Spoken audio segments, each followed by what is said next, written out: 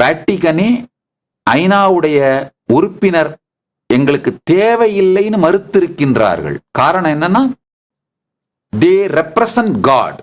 அவர்கள் கடவுளை ரெப்ரசன்ட் பண்றதுனால மனிதர்கள் சார்ந்த எந்த சைடும் அவங்க எடுக்கக்கூடாதுங்கிறதுனால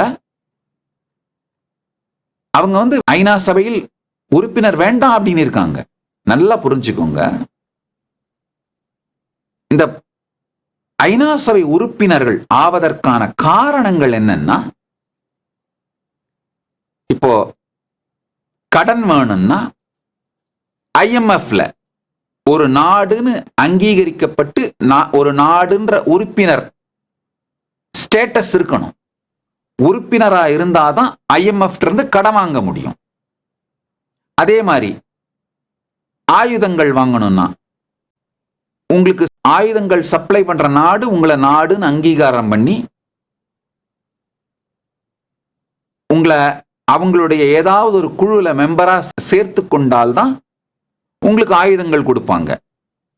அதே மாதிரி ICC இன்டர்நேஷனல் கோர்ட், அந்த இன்டர்நேஷனல் கோர்ட்ல நீங்க மெம்பரா இருந்தீங்கன்னா தான் இன்டர்நேஷனல் கோர்ட்ல போய் நீங்க கேஸ் ஃபைல் பண்ணி வழக்குகள் தொடுத்து நீதி பெற முடியும். இந்த மாதிரி யார் யாருக்கு தேவையோ அவரவர்கள் அந்தந்த பாடியில, அந்தந்த குளோபல் பாடி யுனைடெட் நேஷன்ஸோட பாடியில மெம்பரா இருப்பாங்க.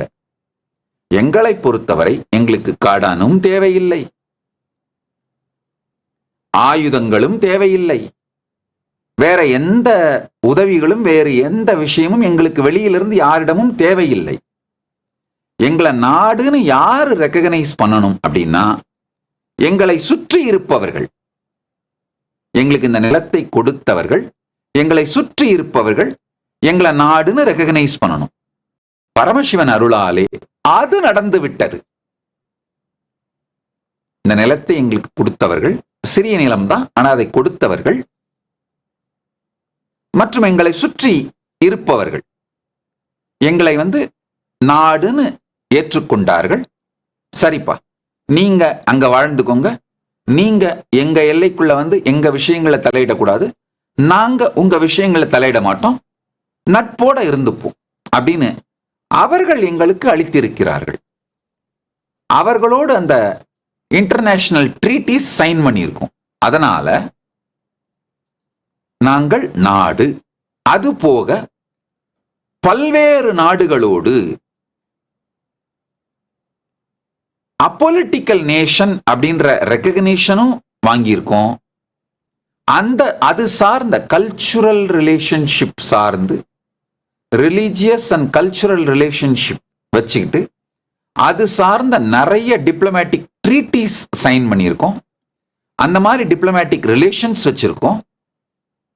ஸோ அதனால இயங்கக்கூடிய நடைமுறையில் ஃபங்க்ஷனலான மாண்டவிடியோ கன்வென்ஷனோட ஸ்டாண்டர்ட்ஸ் படி நாங்கள் அரசியலுக்கு அப்பாற்பட்ட அப்பொலிட்டிக்கல் ஆன்மீக தேசம்.